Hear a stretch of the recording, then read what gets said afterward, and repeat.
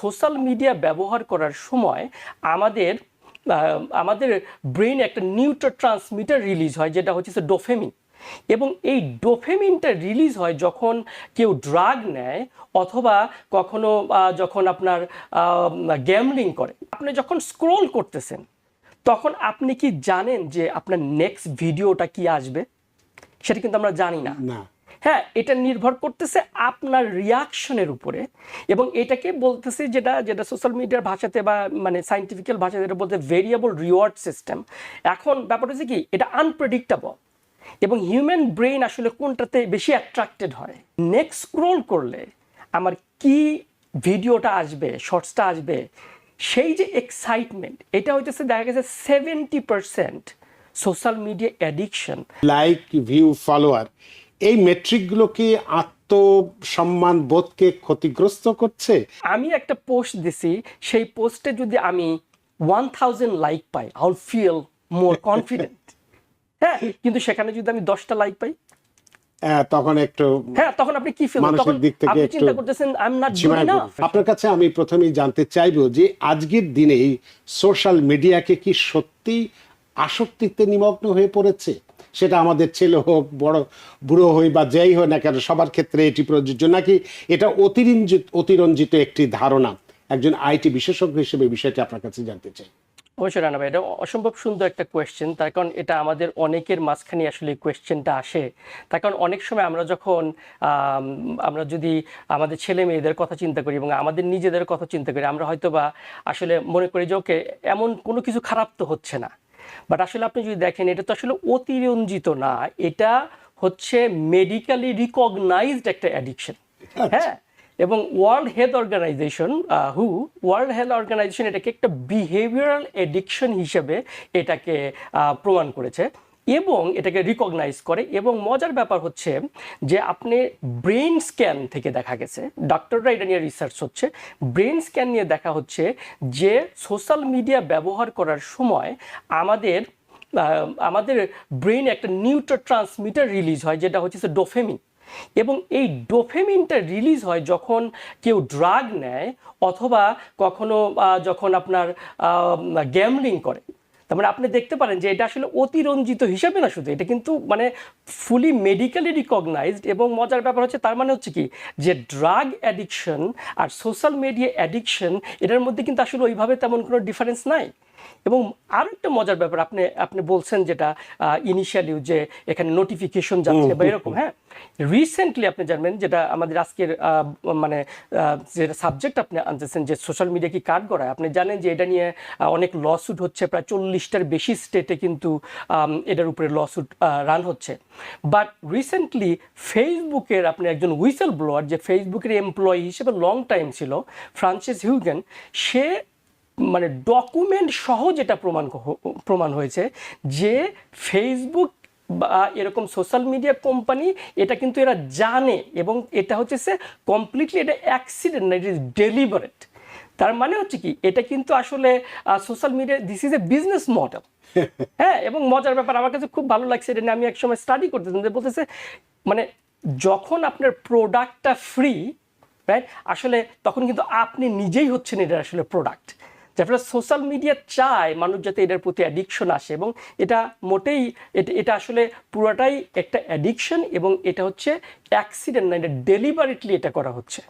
আচ্ছা, তো আপনি অ্যাডিকশন বলছেন না, কিন্তু আমার কাছে যেটা মনে হয়, আমি আমেরিকান সমাজ ব্যবস্থাতে তো এমনি আইসোলেটেড আমরা থাকি, কেউ কারোর সাথে খুব একটা বেশি যোগাযোগ হয় না, বন্ধু বান্ধব থাকে না, সন্ধ্যার পরে হলে ঘরে লাইট বন্ধ করে দিয়ে সবাই ঘুমিয়ে পড়ে, পরের দিন কাজে চলে যায়, এরকম একটা এদের লাইফটা অনেক আগে থেকেই। কিন্তু আমি যদি চিন্তা করি, আমার মাতৃভূমির কথা যদি আমরা চিন্তা করি, দেখুন আমাদের ছোটবেলায় আমরা বিকেল হলে খেলতে যেতাম, পড়তে যেতাম, পারিবারিক বন্ধন, সামাজিক বন্ধন একটা একদম সাংঘাতিকভাবে আমাদের ভেতরে আষ্টে পৃষ্ঠে লেপ্টে ছিল। কিন্তু এখন তো সেই জিনিসটা আমরা দেখছি না। এখন খেলার মাঠ নেই, তারপরে ছেলে মেয়েরা আর সেই রকম খেলে না, ওই বসে বসে নদীর ধারে হলেও বা ঘরের মধ্যে বসে সারা রাত্রি জেগে এই সোশ্যাল মিডিয়ার ব্যবহার নিয়ে ব্যস্ত থাকছে, তো এটা কি অ্যাডিকশন নয়? এটা কি আপনি অবশ্যই বলবেন এটা না? একটা ওইটাই আমি বললাম যে এটা অতিরঞ্জিত না, এটা ডেফিনেটলি একটা অ্যাডিকশন। এবং আপনি যেটা বললেন যে যে ভার্চুয়াল ওয়ার্ল্ডে আমাদের যে চলাফেরা, এবং আপনি খুব সুন্দর যখন বললেন যে আমরা যেভাবে ফ্রেন্ডদের সাথে কানেক্টেড ছিলাম, ফ্যামিলির সাথে কানেক্টেড ছিলাম, হ্যাঁ, এখন আপনি দেখবেন যে এখন ফেসবুকে সম্ভবত আমেরিকাতে অ্যাভারেজ পিপুলের ফেসবুকের ফ্রেন্ডের সংখ্যা হচ্ছে অ্যাবাউট 400। হ্যাঁ, কিন্তু আমাদের রিয়েল ফ্রেন্ডের সংখ্যা কিন্তু 2 জন বা 3 জন, যার ফলে আমরা কিন্তু ব্যাপকভাবে কানেক্টেড। আমাদের ফ্রেন্ডের সংখ্যা অনেক, বাট আমরা স্টিল লোনলি। মানে সরাসরি বন্ধুর সাথে টেবিলে টেবিলে বসতে পারছি না, কিন্তু যোগাযোগ হচ্ছে সবার সঙ্গে। অবশ্যই, হ্যাঁ। সুতরাং এদিক থেকে বেড়েছে। হ্যাঁ, এবং আপনি দেখবেন যে হয়তো বা আমরা নিজেরাও করি যে আমাদের বার্থডেতে কিন্তু সোশ্যাল মিডিয়াতে প্রচুর হ্যাপি বার্থডে আসতেছে, হাজার হাজার, যত বেশি আসবে আমরা অনেক সময় নিজেদেরকে ততটা বেশি ইম্পর্টেন্স মনে করি।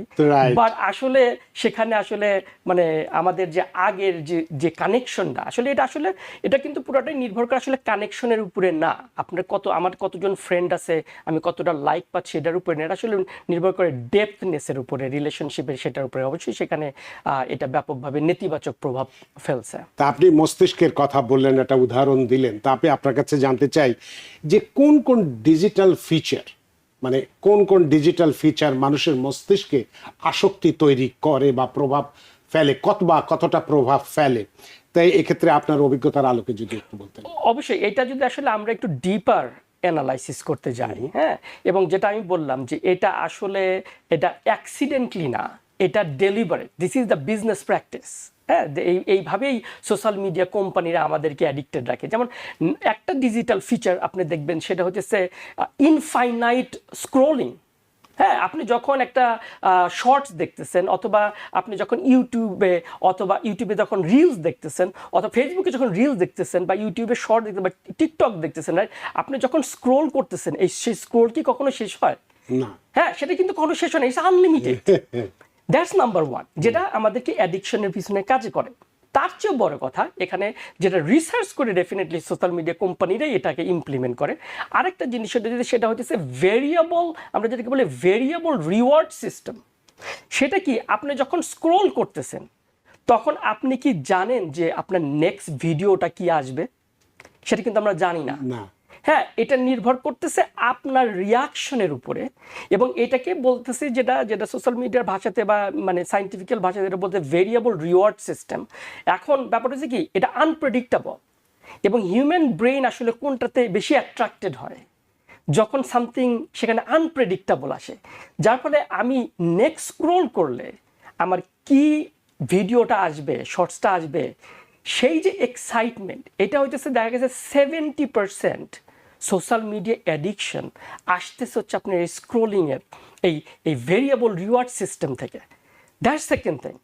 আরেকটা জিনিস হচ্ছে সেটা হচ্ছে আপনি ইনিশিয়ালি বলছেন, ভেরি ইন্টারেস্টিং, সেটা হচ্ছে কি নোটিফিকেশন।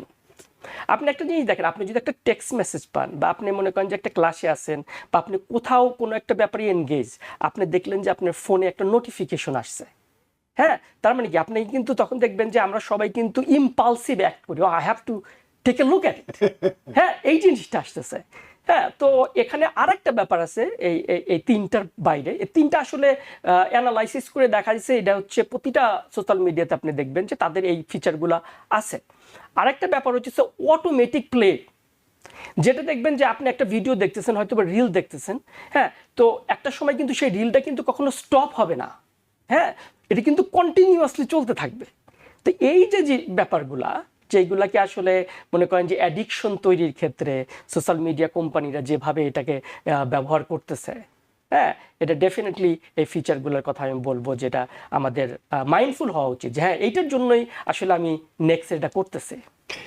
এক্ষেত্রে আপনাকে আরেকটা প্রশ্ন আমি করতে চাই, যে এই যে আমরা যদিও নোটিফিকেশনের কথা বলেছি, কিন্তু এখন যদি আমি বলি যে লাইক, ভিউ, ফলোয়ার, এই যে লাইক, ভিউ, ফলোয়ার, এই মেট্রিকগুলো কি আত্মসম্মান বোধকে ক্ষতিগ্রস্ত করছে? এক্ষেত্রে আপনার মূল্যায়নটা কি হতে পারে? অবশ্যই। এখন ব্যাপারটা হয়েছে কি, যে আমরা আপনি যেটা বললেন আত্মমূল্যায়ন বোধ বলেন বা সেলফ ওর্থ বলেন, সেলফ কনফিডেন্স বলেন, হ্যাঁ, এখন যেটা হচ্ছে এটা আসলে আমাদের অ্যাডাল্টদের ক্ষেত্রেও ব্যাপকভাবে ইম্প্যাক্টফুল। আবার আমরা যদি আমাদের টিনেজারদের কথা বলি, আমাদের ছেলে মেয়েদের কথা বলি, তাদের জন্য কিন্তু এটা অনেক বড় একটা ব্যাপার। হ্যাঁ, তো এটা এটা আসলে ব্যাপারটা হচ্ছে কি, আগে যেটা ছিল যে আমরা আগে নিজের কনফিডেন্স লেভেল বা আত্মসম্মান বোধটা আমরা কিভাবে চিন্তা করতাম, সেক্ষেত্রে হয়তো বা আমরা যদি পরীক্ষায় ভালো রেজাল্ট করতাম বা এটার জন্য আমরা যদি কোনো ভালো ক্রিয়েটিভ একটা আইডিয়া নিয়ে আসতাম, সেটা যদি ব্যাপকভাবে সবার মাঝখানে আলোড়ন করতো বা সবাই যদি ভালো বলতো, তাহলে আমরা তখন কনফিডেন্স লেভেলটা বাড়তো। এখন আপনি দেখেন কিন্তু তখন কিন্তু ব্যাপারটা চ্যালেঞ্জটা কিনা ছিল, সেটা কিন্তু কোয়ান্টিফায়াবল না, সেখানে কিন্তু কোনো নাম্বার নাই। কিন্তু এখন কি হয়েছে, এটাকে কিন্তু মেজারমেন্টে নিয়ে যাওয়া হয়েছে। এখন আমি একটা পোস্ট দিছি, সেই পোস্টে যদি আমি 1000 লাইক পাই, I will feel more confident. হ্যাঁ, কিন্তু সেখানে যদি আমি 10টা লাইক পাই, তখন একটু হ্যাঁ, তখন আপনি কি ফিল, তখন আপনি চিন্তা করতেছেন I am not good enough, I am not good enough. এটা শুধু বাচ্চাদের ক্ষেত্রে না, এটা সবার ক্ষেত্রে। এবং খুবই ইন্টারেস্টিং, আমি আমার one of the favourite writer, উনি রিসেন্টলি ক্যাল নিউপোর্ট, সে রিসেন্টলি একটা বই লিখছে ডিজিটাল মিনিমালিজমের উপরে। এবং সেখানে ইন্টারেস্টিং, সে বলতেছে যে চেকিং লাইকস, এক্সাক্ট কোড সে যেটা বলতেছে, checking likes is the new smoking. হ্যাঁ, তার মানে কি, আসলে এই যে অ্যাডিকশন, আপনি দেখবেন যে আমরা যখন একটা পোস্ট করতেছি, তখন আমরা কি করি, মাঝে মধ্যে কিন্তু দেখি আমার কয়টা লাইক পড়ছে। হ্যাঁ, তো আপনি যদি বলেন এইটাকে মোর লাইক মেজারমেন্টে চলে আসছে, যেখানে আমরা আমরা আমরা অলরেডি ফিল করতে ওকে। আবার এখানে কি ব্যাপারটা হচ্ছে, এখানে হচ্ছে কম্প্যারিজন।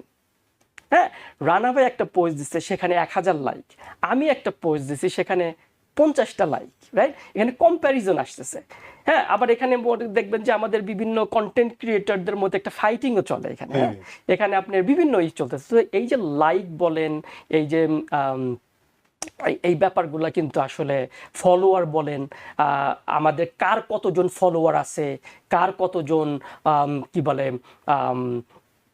ফ্রেন্ড লিস্ট আছে, এই যে কম্প্যারিজনগুলো এখন যেটা হচ্ছে, বিশেষ করে টিনেজার বা ইয়াং জেনারেশনের ক্ষেত্রে এখানে ব্যাপকভাবে, এবং এটা ডাইরেক্টলি ডিপ্রেশন বলেন, সেলফ ওয়ার্থনেস বলেন, সেখানে অ্যাংজাইটি ডিসঅর্ডার বলেন। হ্যাঁ, তার কারণ আমি একটা পোস্ট দেওয়ার পরে কিন্তু আমি কিছুক্ষণ পর হয়তো চিন্তা করতেছি যে আমি এটাকে লাইক পেলাম কিনা। হ্যাঁ, আমি কিন্তু বারবার যাচ্ছি সেখানে। That's the addiction. এবং এই যে সেলফ ওয়ার্থনেসটা, এই যে ডিপ্রেশন বা এই জিনিসগুলো তৈরি করার পিছনে কিন্তু এইটা ব্যাপকভাবে কাজ করে, কারণ আমরা এখন এটাকে নাম্বারে নিয়ে আসছে।